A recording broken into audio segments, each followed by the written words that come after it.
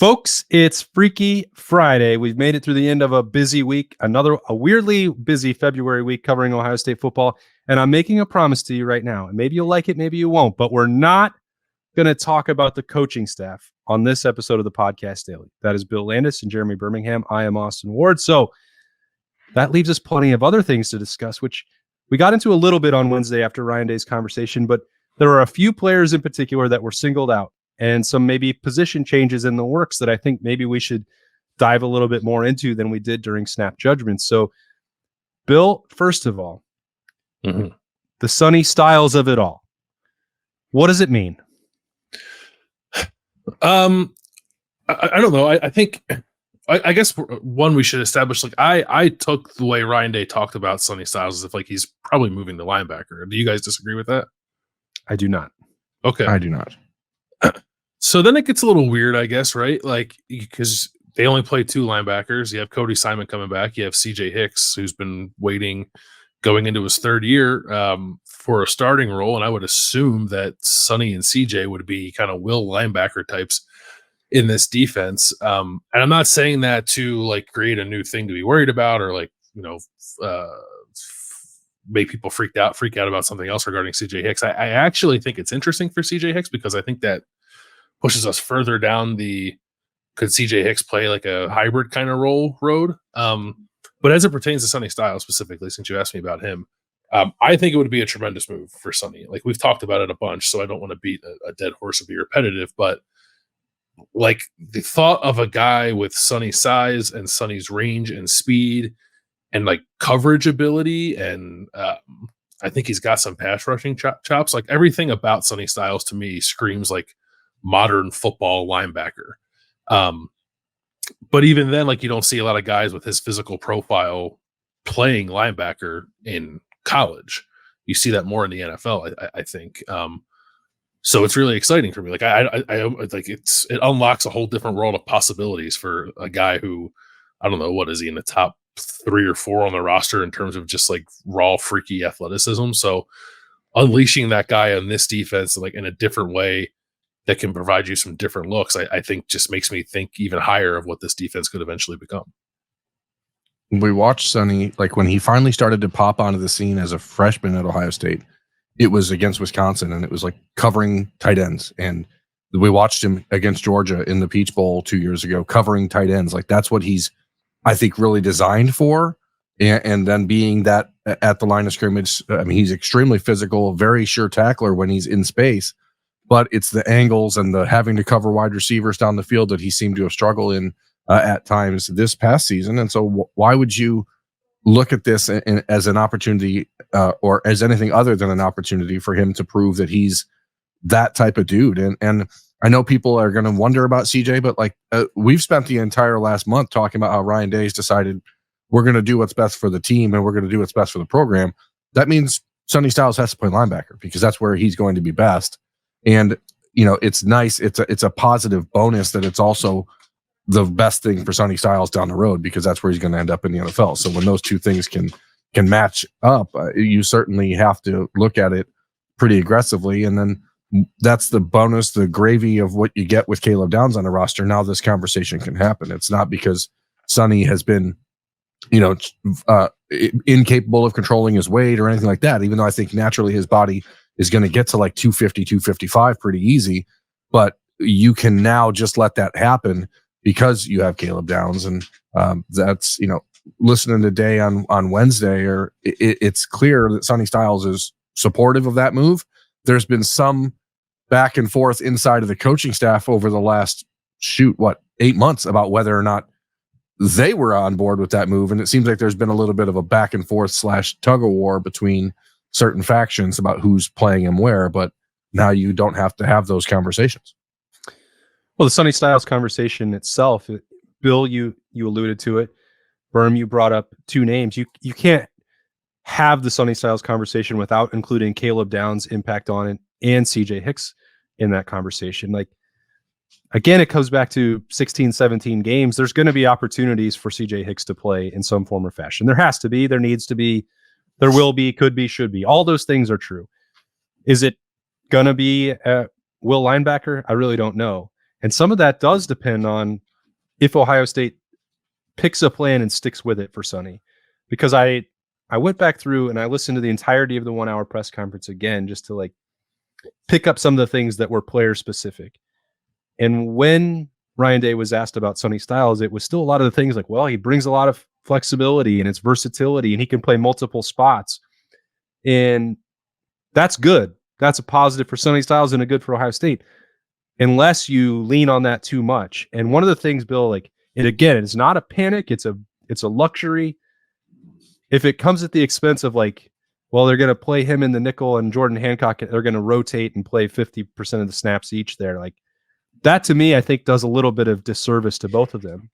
But there's also a world where that can be a real positive for Ohio State if you're doing that against the teams that have no chance of beating them and rotating reps and staying fresh for the end of the year. Like they have a chance to do that. Like there's probably pros and cons for all of this. Yeah, that's true of a lot of the spots on defense, right? My view on it is in the high leverage moments, I want them both on the field. But over the course of the season, I think it's great to have that kind of flexibility because you can even take it a step further and say like, I don't know, Jordan Hancock can play corner in some games, and like maybe you help spell a Denzel Burke or a Davis Igbinosun, and obviously Jermaine Matthews is part of that too. Like to have. They have what? How many guys do we think like could conceivably play multiple positions and at a high level? Like Jordan Hancock, definitely. Sonny Styles, definitely. Perhaps CJ Hicks, if you include the jack as a second position for him. Caleb Downs can, I think, play anywhere in the secondary and apparently on offense too, if you want him, according to Ryan Day. So there are opportunities for them to like really embrace the idea of what you're talking about on defense in a way that I don't think would be detrimental really to anyone's development. Nor detrimental to just sort of the defensive effort as a whole. And I would view it only as a positive to help keep guys fresh over the course of what Ryan Day expects to be. What is it if they play? It would be 16 games, right? If everything broke right, they would play 16. So I think you should do that if you have the opportunity to do it. Like it's a luxury that most teams in college football don't have. And Ohio State, that's true of Ohio State in a lot of different areas, but it's not always true of Ohio State every year that they have this many guys with experience who you can trust, who can play multiple positions and kind of spell each other and help each other out. So I would hope that they would wrap their arms around that and use it to their advantage. We've talked so much in the last month as we've started to look ahead to next year and the desire we all have for them to be more multiple on defense and to change up looks. You don't have to run the same 4-2-5 out there. You don't have to do everything the same. And when you look at the schedule for next year, like it's pretty bad.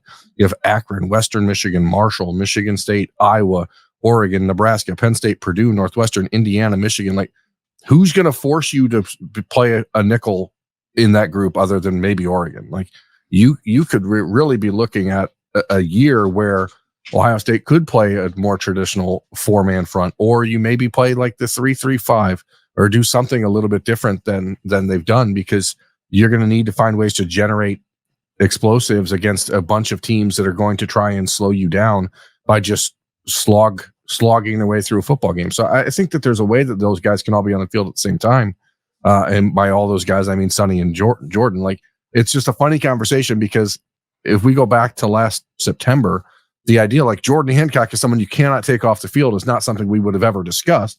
And now I don't know that you can do that. And I think he's probably more valuable than Sonny Styles is at this point, because what you get with Caleb Downs. So it's an interesting conversation, but you still reasonably only expect one more year out of Sonny. So you got to figure out a way to get the best out of him in these next few months. And I think some of that is just how much does his body change? Does he quickly get up to that 255 and make himself and put himself out of the conversation at safety or in the slot, and force you to put him out there as a will, or does the ability to play 4-3? Maybe he's a guy who could play a Sam type of linebacker if you really look at just body type. I mean, there's a lot of things you can do with him, but he's like, what did Ohio State do with Pete Werner? Because that's the type of linebacker Sonny Styles can be, and so now you just have to find a way to work the defense around it, and some of that is just simply not forcing yourself to play 4-down linemen every play. I bet the second that they told Sonny Styles, "Hey, would you like to play linebacker?" he gained 5 pounds just standing there. It's like those old cartoons where like they're having Thanksgiving dinner and buttons just pop. It's just popped off. I'm gonna. You made a great point there about not just playing with the 4-man front. I'm gonna test Bill's knowledge. I know that he's looked at this. I'm gonna put him on the spot. In Jim Knowles' career at Oklahoma State and before, how often, how much would he change between 3 or 4-man front?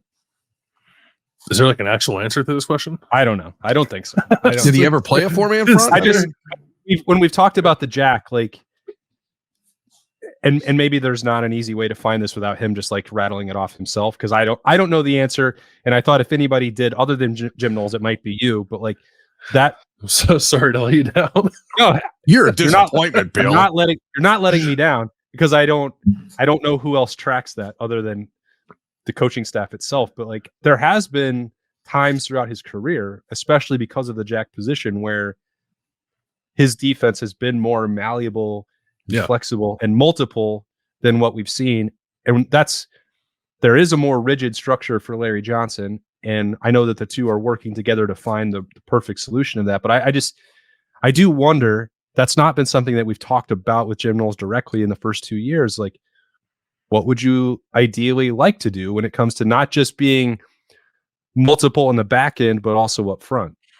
Yeah, well, he very clearly, I think, likes to give himself the ability to change back and forth between the two within the course of a game, within the course of a drive. Like I never tallied it up to see like exactly what it was when he was at Oklahoma State, but if you watched them on film when Jim Knowles was there, like he would have what looked like a traditional 4 down front. He would take that float player, he calls it, and stick him standing up in the B gap. He would drop him back and have him play linebacker. Like there was a lot of different things he did. And he had 2 different guys do it at Oklahoma State too. And one of them was like sort of a more traditional defensive end type in terms of physical profile. And the other was like a smaller, kind of speedier linebacker named Colin Oliver, who I think they both those players ended up having double-digit sacks in Jim Knowles last year. But and it's harder at Ohio State because Ohio State has long recruited to be a 4-down program. So I'm not saying he necessarily can just kind of flip the switch and go do what he did at Oklahoma State, which was kind of use that package all the time. But there's definitely talent on hand. Like it's not even CJ Hicks. It's also Mitchell Melton. It's Joshua Mickens if he's ready to play. Like there's a couple of guys on the roster who would kind of fill that or fit the bill of what Jim Knowles is looking for from that position. And I actually think I think he said this. I think he would like to get to a place where he's maybe using that like a third of the time. I think maybe he said like 30% is what he'd shoot for, at least as Ohio State is constructed now, with a lot of traditional defensive ends who like, need to play kind of in a 4-down system.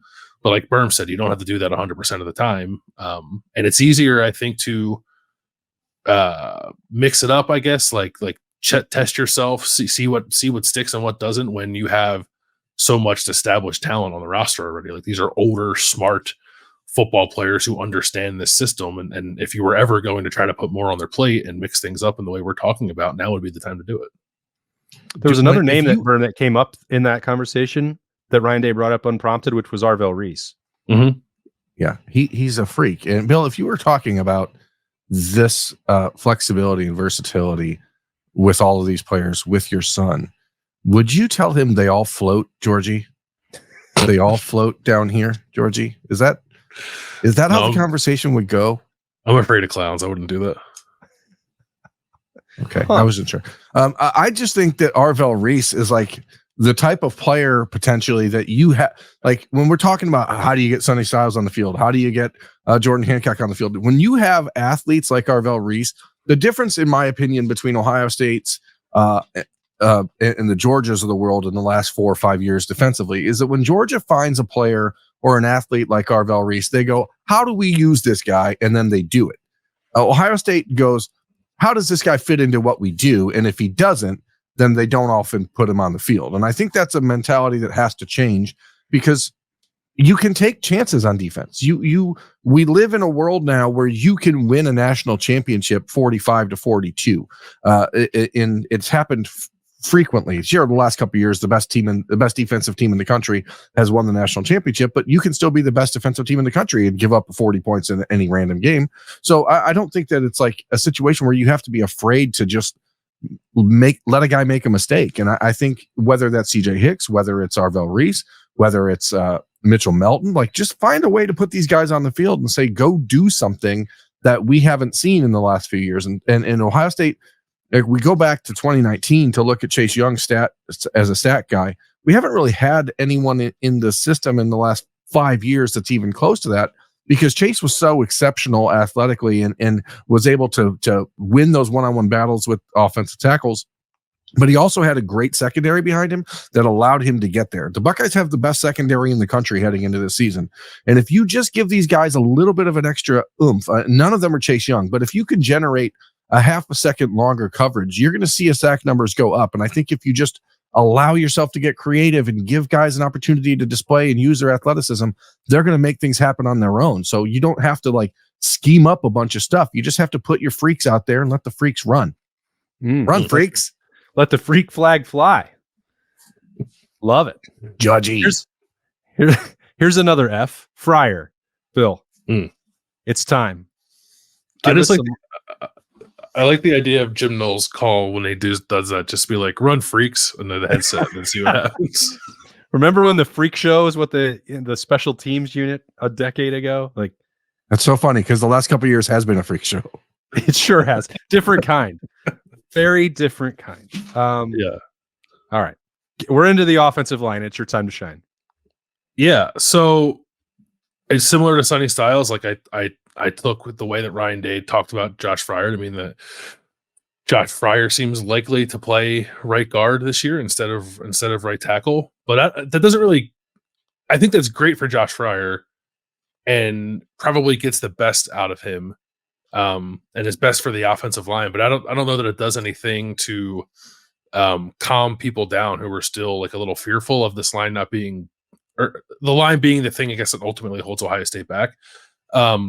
Because there's still a big old question mark at right tackle and what that's going to look like, right? Like I wrote about this at Rivals on Thursday, and it's like, I'm really excited about the idea of Luke Montgomery and Tegra Shabola kind of battling for that. And maybe, Zeb Mahalski, George Fitzpatrick are in there. I don't, Carson Hinsman to me is not a tackle, so I don't think he's involved there, but maybe he can be involved with the right guard conversation. And I believe that they can find an answer from that group to play right tackle and play it at a high level.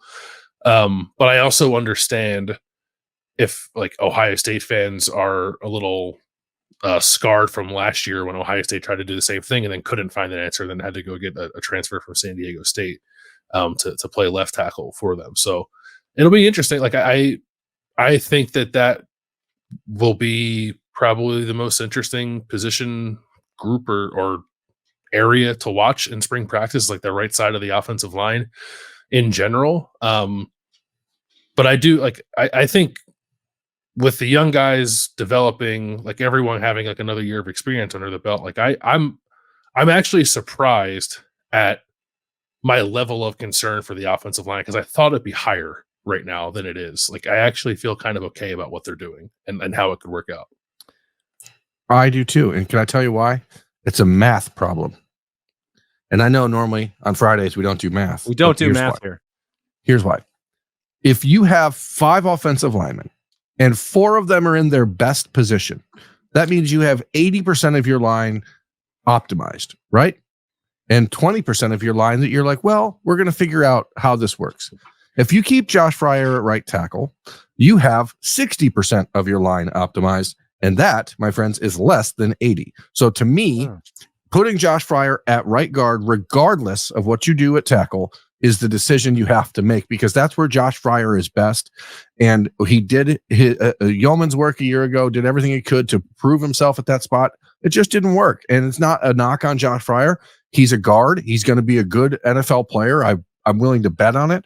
But the reality is you're better off if you can put him in his correct spot and build the offensive line with 5 guys in their correct position. So whether that's Tegra, whether that's Luke, whether that's George Fitzpatrick, or whether that is Mahalski, whoever else you have at right tackle, make sure it's the guy who belongs at right tackle. We saw it in the 2021 season with Thayer Munford. Like it's like you have good players, you move them around, and it's wrong. So put your guys where they play best, and then if it doesn't work through spring, find someone in the portal. But don't feel like the best option is to take Josh Fryar from where he's best and put him where he's not best, because that is lowering your overall efficiency to 60%, and 60 is lower than 80. Therefore, math. That's great math. On Thursday morning, I was talking to Jim Lachey, and he brought up Zen Michalski as well. I wonder, I feel like maybe over the last 2 months, we've done him a disservice because we've talked almost exclusively about this is going to be a huge spring for Tegra Shabola and Luke Montgomery. And that was also the way it was sort of framed on Wednesday for Ryan Day. They're not the only two guys that can play tackle here. And when they went out for the first practice of training camp in August, and it was the jumbled up weird lines, we're like, oh, that's looks like Zen Michalski made the most of summer. Like he could be the starting right tackle. Now that certainly didn't wind up being the case, and he barely played at all last season, but that's another year of physical development. That's another year of technical development. I mean, it's not out of the question. Zen Michalski was supposed to be a little bit more of a project, right? I mean, maybe this is the time that it connects. Who knows? It doesn't necessarily have to just be two guys for one spot. It could be three. Yeah, a guy developing into a starting offensive lineman in his fourth year in the program is not unheard of. So Correct. I don't think you should just cross that off the list.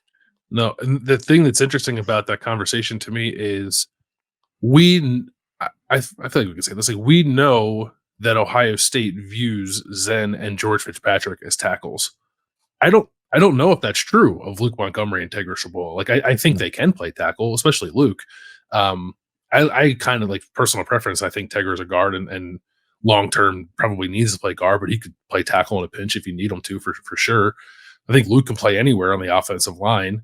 And I don't say that as a way of taking away from what his potential could be as a tackle, but we just know that Fitzpatrick and Michalski were recruited definitely to play tackle here. And they're older guys, and I don't know, people make physical gains and they kind of do it behind closed doors. We really have no idea what either of those guys will look like when we get out on the field for that first spring practice. And ideally, both of them make it interesting, right? But I also think they could take it a step beyond that and not merely make it competitive, but like actually push for the job. And like Perm said, after 4 years for Zen and now going into year three for George, like that is a perfectly reasonable timeline for a player at Ohio State or really anywhere to be ready to start on the offensive line. So I would probably still put my money on one of the younger guys, but I definitely wouldn't write off either of the older two.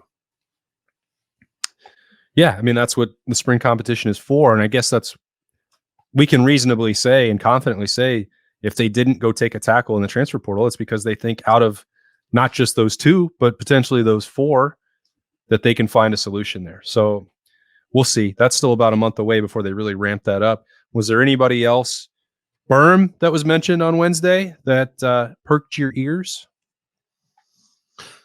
No, not really. I mean, I think you're heading into this season with so many guys returning and so many things that appear to be resolved that there's really only these couple spots that are worth the conversation or the inquiry, because who else is there? I mean, we know the expectation at running back is pretty there. I mean, I think people probably don't talk enough about Dallin Hayden. He didn't get brought up at all on Wednesday. Yes, he did. Yes, he was. Was he? Yeah. Ryan Day talked about the depth in the running back room, how it's got to be one of the best in the country, and he quickly said it's not just Quinshon and Travion, but also Dallin, James, and Sam Williams-Dixon. So James, I did take a pee break during the presser. Maybe that's when. That's probably when that happened. Yeah. But it was too long for you. It was right after Ryan Day said, "Wait, is Berm going the pee?" And then he said the thing about the running back room. Berm, I know you have a tiny bladder. Do you need to make a quick run? I'm only going to talk about the running backs. Don't bring it up on Freaky Friday. That's fine. No, I drank like 4 bottles of water. I had a juice on Wednesday morning. I had a Coke Zero. I had 2 bottles of water. You can't hold it the whole day. I mean, that press conference went long, guys. That was a long presser. Don't usually have an hour with Ryan Day. So, other than that, no. I mean, I think that as I said, you're going into this year. We know who the starters are on the defensive line. We know who the especially now with Sonny Styles likely to move to linebacker. We know how that probably starts off for Ohio State. The secondary seems pretty cut and dried. I don't know that there's really a lot of intrigue heading into this season. I'm fascinated to see the breakdown of quarterback stuff, but that's stuff we'll talk about in a month. So I don't know that it's necessary to go forever here because I want to get to vacation. So, okay. Well, why don't you tell the people what you're going to do next week? It's going to be I'm going me on and Bill vacation all week. Reveal. I'm going on vacation, so these two will handle the business. That's all. So I'm actually, you guys know, like to take a vacation where I'm like going to not work is I don't know that I've done that, and it's never happened. I don't know that I've ever done that. So that's going to be interesting. So we'll see how it plays out. Now, we did say at the start of the show we're not going to talk about the coaching staff, but if something were to happen like Friday afternoon on the Bill O'Brien front, maybe I'll pop in to talk about it if people want that. Are you talking about today? Today, yeah, this Friday. Because I figured that I think the decision gets made today by Boston College, don't you? I would assume so. I don't know why you would go through flying out your finalists to Boston and doing interviews on campus and then be like, all of you go home. No, you're gonna want to keep the one there and have a press conference and let them get started with the team because it's February 9th. Like they're gonna start spring ball in 3.5 weeks. Like I assume that would be the case. And maybe we'll get an answer on that if the guy already has like a house there. That might be the easiest solution.